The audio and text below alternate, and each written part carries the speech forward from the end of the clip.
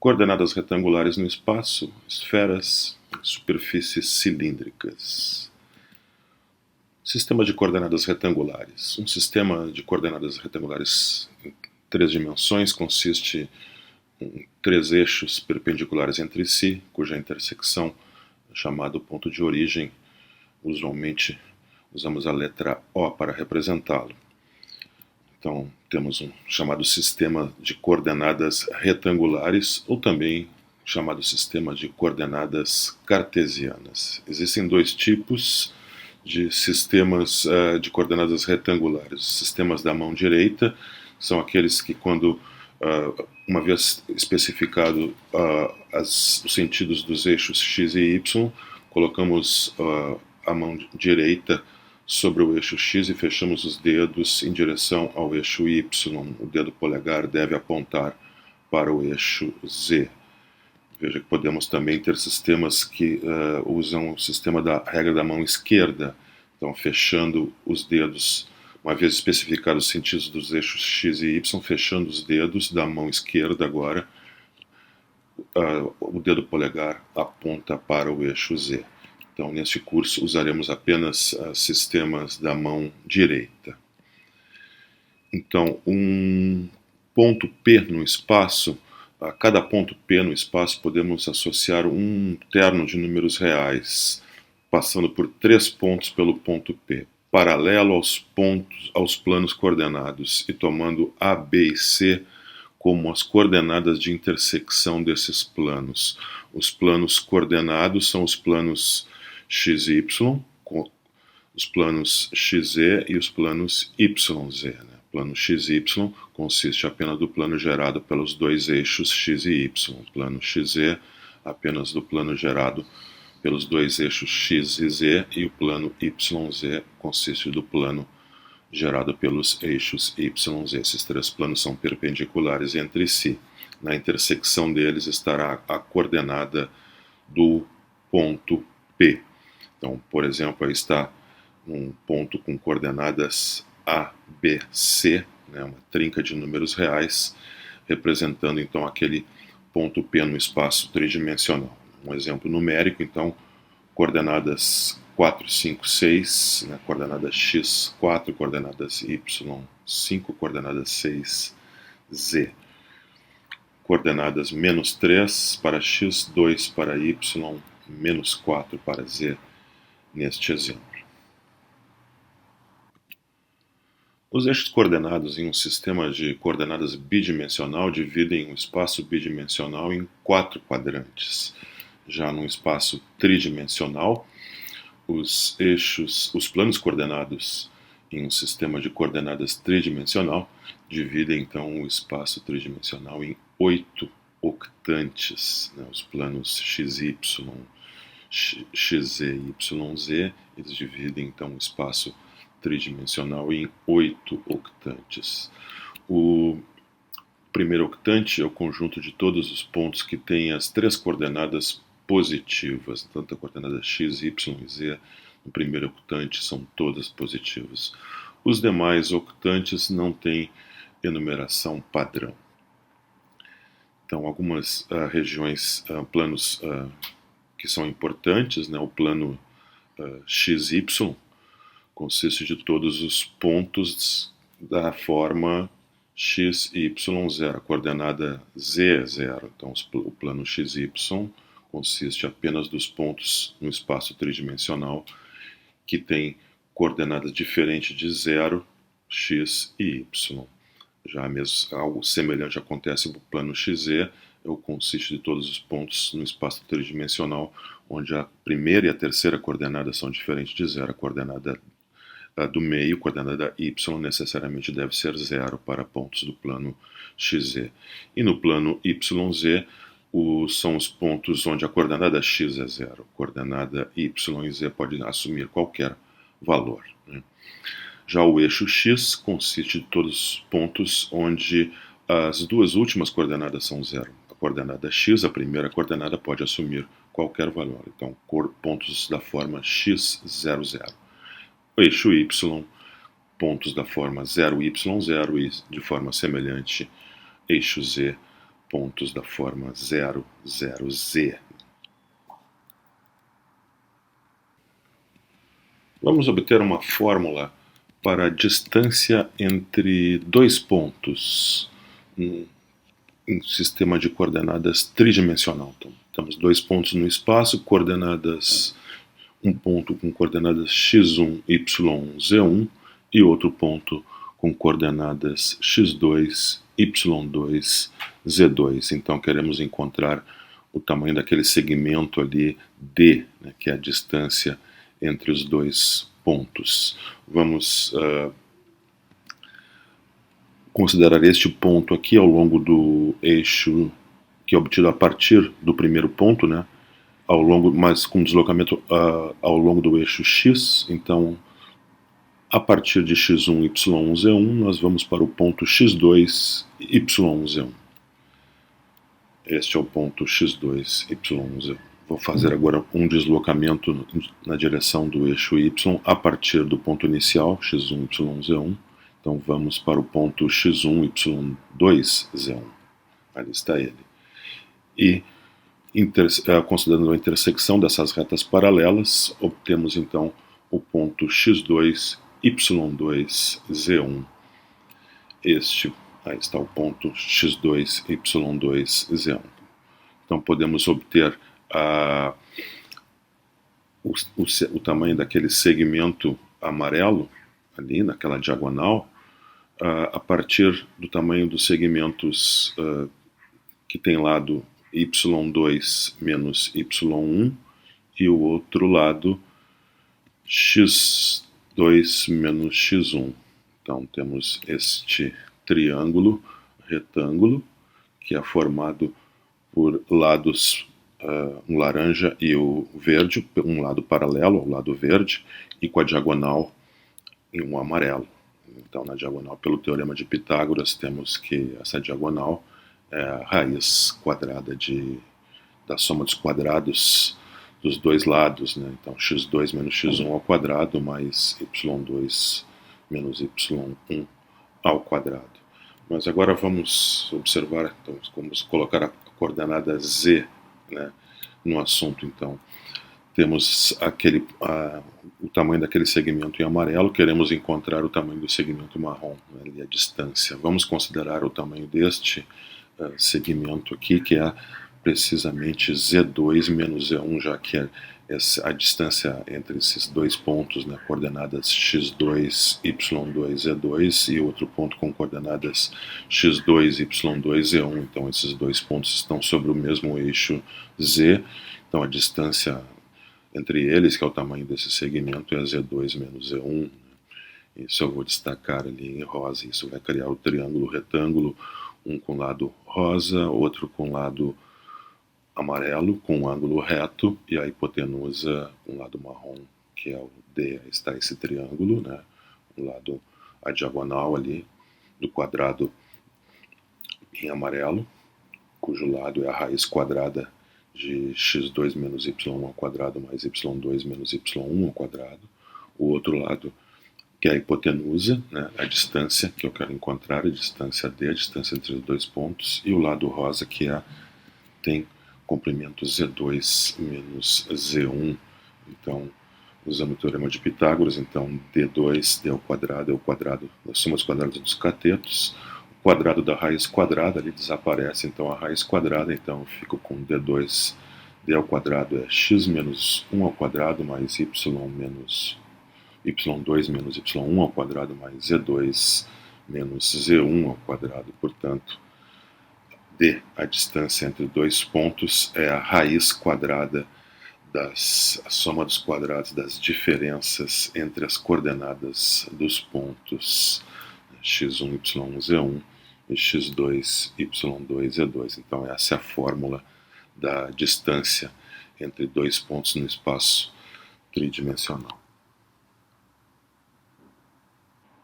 Um exemplo. Quanto a distância D entre os pontos com coordenadas 2, 3, menos 1 e 4, menos 1, 3. Então, temos aí a fórmula para a distância entre dois pontos, onde o primeiro ponto tem coordenadas x1, y1, z1. Isso corresponde então ao ponto 2, 3, menos 1. E o segundo ponto, coordenadas x2, y2, z2. Isso então corresponde ao ponto com coordenadas 4, menos 1, 3.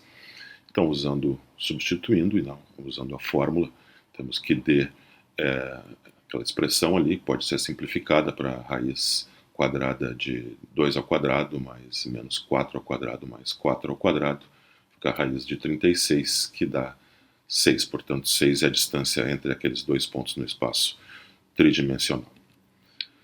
O conjunto de pontos cuja distância ao ponto x0, y0 é r, é um círculo centrado em x0 com um raio r, isso no espaço bidimensional, né? Se eu tenho um ponto fixado, x0, y0, e eu pego todos os pontos que estão a mesma distância a ele, distância r, isso me dá um círculo de raio r. A equação de círculo é obtida, a equação do círculo no plano, né, é obtida a partir da fórmula da distância entre dois pontos, né? Nós vamos calcular aí a distância entre o ponto xy, um ponto qualquer, e o ponto central, o ponto x0, y0. E essa distância, então, é a raiz quadrada da soma dos quadrados da diferença das coordenadas, né? X menos x0 ao quadrado, mais y menos y0 ao quadrado. Se essa distância é sempre a mesma, é igual a r, né, então essa me dá a equação dessa curva, e essa curva, obviamente, é o círculo, né? Para obter a equação do círculo conhecida, basta eliminar a raiz quadrada, né, levando ao quadrado ambos os lados. Então nós temos o círculo centrado em x0 com um raio r. No espaço tridimensional nós temos algo parecido, né? O conjunto de todos os pontos x, y, z, cuja distância a um ponto central, um ponto fixado, x0, y0, z0, é r, né? Se essa distância é sempre a mesma, né, esse conjunto de pontos é uma esfera, né? Esfera centrada em x0 com um raio r. Né? Então é a casca da esfera, né, centrada no ponto x0, y0, z0, né, com um raio r. A equação dessa esfera vai ser descrita usando a fórmula da distância entre dois pontos. Ali está a distância entre um ponto x, y, z ao ponto central. Se essa distância é fixada, é sempre igual a r, então temos aí a equação desse conjunto de pontos que é a esfera, né, centrada no ponto x0, y0 de raio r. Elevando ao quadrado, vemos que a equação da esfera, centrada no ponto x0, y0, z0, muito semelhante, com raio r, né, muito semelhante à equação do círculo, né. Então temos aí a equação da esfera, com centro x0, y0, z0, raio r. Vamos a alguns exemplos de esferas. Uma esfera com centro com coordenadas 1, 3, 6 e raio 2. Essa esfera então tem a equação x menos 1 ao quadrado mais y menos 3 ao quadrado mais z menos 6 ao quadrado igual ao 2 ao quadrado, que é 4. Já a esfera com centro em coordenadas 1, menos 3, menos 2 e raiz de 5, tem a equação então x menos 1 ao quadrado mais y menos 3 ao quadrado, que dá y mais 3 ao quadrado, z menos 2 ao quadrado, que dá z mais 2 ao quadrado, igual a raiz de 5 ao quadrado, que é 5. Já a esfera com centro na origem e raio 1, então ela tem a equação x menos 0 ao quadrado mais y menos 0 ao quadrado mais z menos 0 ao quadrado igual a 1 ao quadrado. Isso então se resume a simplesmente a x2 mais y2 mais z2 igual a 1. Essa é a esfera unitária, né, chamada de esfera unitária, centrada ela tem raio 1, e a esfera tem centro na origem, tem a equação super simples. Uma observação. Essa esfera, vamos pegar a esfera do segundo exemplo ali, com centro em 1, menos 3 e 2 e raiz de 5. Ela tem essa equação, x menos 1 quadrado, mais x mais 3 quadrado, mais z mais 2 quadrado igual a 5. E aí é fácil de reconhecer que ela é uma esfera, que ela tem raio 5, e que as coordenadas do centro são 1, menos 3 e menos 2. Mas uma equação equivalente a ela poderia ser essa aqui, né? Se a gente expandir os quadrados ali, Então nós temos essa equação que também representa a mesma esfera. E se nós somarmos os termos constantes e agruparmos, separarmos os termos em quadrado, né, essa equação da esfera poderia ser escrita dessa maneira, que é totalmente equivalente. Então, mas dessa maneira, aqui nós não temos consciência não é tão fácil de ver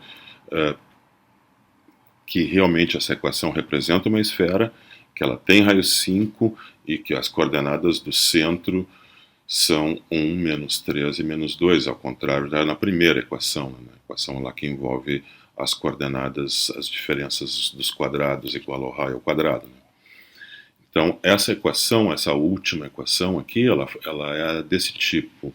Ela é a equação x2 mais y2 mais e2 igual a uma constante g vezes x, que no nosso caso é menos 2, mais uma constante h vezes y, que no nosso caso é 6, mais uma constante i vezes z, que no nosso caso é 4, mais um termo constante, j, que no nosso caso ali é 9, igual a 0. Né?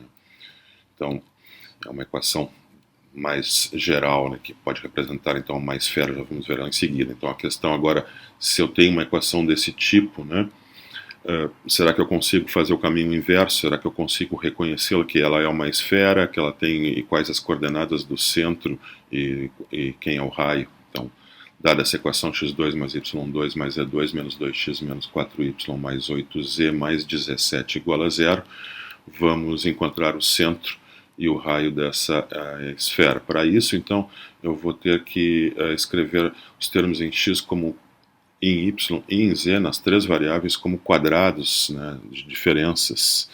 Então, para isso, eu vou ter que fazer o completamento do quadrado nas três variáveis. Aí está a nossa equação, que nos foi dada.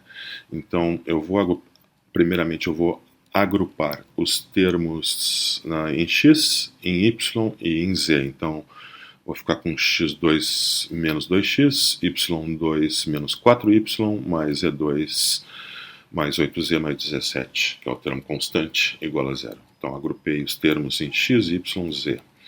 Agora eu vou completar os quadrados nas três variáveis. Primeiramente, na variável x, eu vou somar 1. Eu vou explicar todos os termos agora dessa equação. Vou somar 1. Por que eu estou somando 1? Porque eu vou considerar aquele termo ali, x2 menos 2x mais 1, ele é quadrado de x menos 1, então x menos 1 ao quadrado, por isso que eu somei 1, mas para somar 1 eu preciso subtrair 1 para que a equação seja equivalente. Então, somei 1, subtraí 1. Vou para a variável y, onde ali eu somei aquele termo 4. Eu somei 4 por quê? Porque y2 menos 4y mais 4 é um quadrado, é o quadrado de y menos 2. Então, se eu somei 4, eu devo subtrair 4. Vamos agora para a variável z, onde eu somei 16. Por que eu somei 16? Porque z2 mais 8z mais 16 é z mais 4 ao quadrado, que é então, o quadrado de z mais 4. Então, se eu somei 16, eu preciso subtrair 16. Então, agora obtemos assim uma equação equivalente. Então, agora essa equação pode ser reescrita da seguinte maneira. Vamos usar ali os quadrados, x menos 1 ao quadrado, mais y menos 2 ao quadrado, mais z mais 4 ao quadrado, e vamos somar os termos constantes, vai ficar apenas o menos 4, que eu vou passar para o outro lado.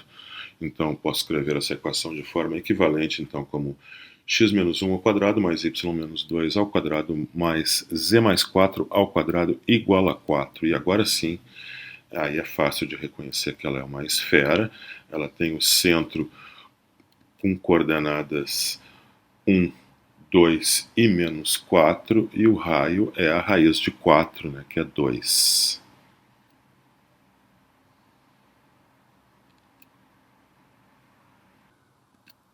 Em geral, se temos uma equação desse tipo, né, x ao quadrado mais y ao quadrado mais z ao quadrado igual a gx mais hy mais iz mais j igual a 0, onde g, h, i e j são constantes, então nós podemos fazer como fizemos no exemplo anterior, fazer o completamento do quadrado, sempre é possível fazer isso, e escrever essa equação neste novo formato, né? Um formato x menos x0 ao quadrado mais y menos y0 ao quadrado mais e menos e0 ao quadrado igual a k, dependendo aí dos valores, os valores de x, y, de x0, y0, z0 e k vão depender dos valores das constantes g, h, i e j, bem exatamente como aconteceu no exemplo anterior. Nós temos que considerar três possibilidades. Se essa constante k que aparece do lado direito, uma vez a equação feito o completamento do quadrado e a equação for escrita assim como uma soma de quadrados de diferenças, né, igual a uma constante, se essa constante for positiva, aí sim essa equação vai representar uma esfera. A esfera, as coordenadas do centro serão x0, y0, z0, e o raio da esfera é a raiz de k, né? Precisamente a raiz quadrada de k. Isso, então, no caso de k ser uma constante positiva. Se depois de feito o completamento do quadrado, a equação lá de cima, soma dos quadrados das diferenças igual a k, o k for zero, então, para uma soma de quadrados c igual a zero, isso acontece se e somente se todas as parcelas são idênticas igual a zero, ou seja, x menos x0 é zero, ou seja, x é igual a x0, y menos y0 é zero, ou seja, y é igual a y0, e da mesma forma, z deve ser igual a z0, ou seja, essa equação, se k for zero, ela não representa uma esfera, ela representa apenas um ponto, o ponto da origem, né? Ela representa apenas o ponto central, né? Perdão, o ponto central x0, y0, z0. Então, é como se eu tivesse uma esfera de raio zero, né? A esfera fosse degenerada mantendo o centro, x0, y0, z0, mas agora com um raio zero, ou seja, dá apenas as coordenadas do ponto central. O terceiro caso é o caso onde a constante k é negativa, né? Pode acontecer, dependendo dos valores de g, h, i e j, que depois do completamento do quadrado, aquela constante k que aparece do lado direito lá da equação seja negativa. Então, nesse caso, nós teríamos do lado esquerdo uma soma de quadrados, do lado direito um número negativo. Ora, uma soma de quadrados não pode ser negativa, uma soma de quadrados é sempre positiva, né? Então, isso jamais pode acontecer, né? A soma de quadrados, na pior possibilidade, é zero, né? Como aconteceu na segunda possibilidade, onde k era zero, mas jamais pode ser negativo. Então, se a constante for negativa, não existe nenhum ponto, né, que é descrito por essa equação. Essa equação não vai descrever absolutamente nada. Então temos um teorema sobre essa equação: x2 mais y2 mais e2 mais gx mais hy mais iz mais j igual a zero. Essa equação, ela representa uma esfera às vezes, se no completamento do quadrado aquela constante lá for positiva, né, ou um ponto, se no completamento do quadrado o k for zero, ou não possui gráfico, né, se no completamento do quadrado o k for negativo. Então temos três possibilidades: ou ela representa uma esfera, ou um ponto, ou simplesmente não possui gráfico. Superfícies cilíndricas. Vamos considerar um exemplo, primeiramente. Por exemplo, a equação y igual a x ao quadrado. Se essa equação for dada num sistema de coordenadas x, y, então nós todos sabemos que no plano a equação y igual a x ao quadrado representa ali uma parábola com um vértice na origem, né, a parábola com cavidade positiva voltada para cima, né? Então, essa parábola y igual a x ao quadrado no plano xy. Mas essa equação poderia ser considerada e interpretada também num sistema coordenado x, y, z, um sistema tridimensional. E nesse sistema tridimensional, nós temos a terceira variável z, que não é mencionada ali, né? Nós só temos a equação y igual a x ao quadrado, e o z simplesmente não é mencionado. Isso significa que não existe nenhuma restrição para a variável z, né? Nossa equação não impõe nenhuma restrição para a variável z. Então é como para fazer o gráfico do conjunto descrito por essa equação no espaço x, y, z, no espaço tridimensional, basta eu pegar a curva, a parábola y igual a x ao quadrado no plano xy e transladar ela paralelamente ao eixo z, né? Então levantar e abaixar ela para todos os possíveis valores de z, né? Transladar a parábola, então obtendo assim esse tipo de superfície, né? Então a partir daquela parábola lá que tem coordenadas z0, né, que ela está no plano xy, então faço a transladação dessa curva, obtendo então essa superfície. Esse processo, né, de gerar uma superfície transladando uma curva plana paralelamente a alguma reta, no nosso caso a reta foi o eixo z, né? Esse processo é chamado de extrusão, e as superfícies geradas por extrusão são então chamadas superfícies cilíndricas. Então essa é a denominação para esse tipo de superfície. Então temos aí um exemplo, né, de uma superfície cilíndrica que foi gerada então por aquela parábola, né, y igual a x ao quadrado no plano xy. Agora então no plano xyz ela é essa superfície cilíndrica. Nesse teorema, então, vamos generalizar o que foi feito para a obtenção da superfície cilíndrica do exemplo anterior. Uma equação que contém apenas duas das variáveis x, y, z, ela representa uma superfície cilíndrica em um sistema de coordenadas x, y, z. A superfície cilíndrica ela pode ser obtida fazendo-se o gráfico da equação no plano coordenado das variáveis que aparecem na equação e então transladando esse gráfico paralelamente ao eixo da variável que não aparece na equação.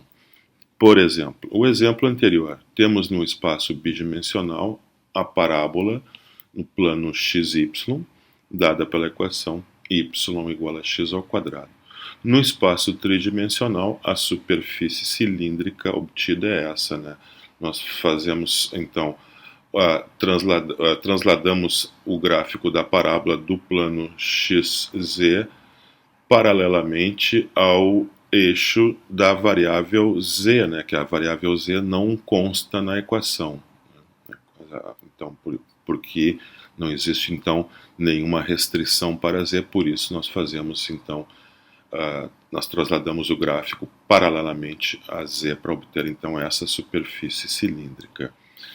Um outro exemplo, se eu tenho no espaço bidimensional, mas agora no plano xz, a equação, temos a curva, é um círculo, então coordenada, círculo centrado na origem, equação x2 mais z2 igual a 1, círculo centrado na origem de raio 1, círculo unitário no plano xz. Então, a variável que não está sendo usada, que não temos restrição, é y. Então, no espaço tridimensional, ela vai representar essa superfície, transladando um círculo paralelamente ao eixo y. Obtemos, então, um cilindro, né? Cilindro de raio 1, né? E altura infinita, né? Trasladando o gráfico do círculo, né, para qualquer valor de y de menos a mais infinito. Então, essa é a superfície cilíndrica. Por isso, neste caso aqui é precisamente um cilindro. Trasladando um círculo paralelamente a uma curva perpendicular a ele, sempre vamos obter um cilindro, né? Daí a denominação de superfícies cilíndricas, uma generalização do que acontece nesse segundo exemplo. No terceiro exemplo, temos ali uma curva já no plano YZ, então uma curva senoidal, né, uma onda senoidal no plano YZ, dada pela equação Z igual a seno de Y. Então essa é a curva como ela se apresenta no espaço bidimensional.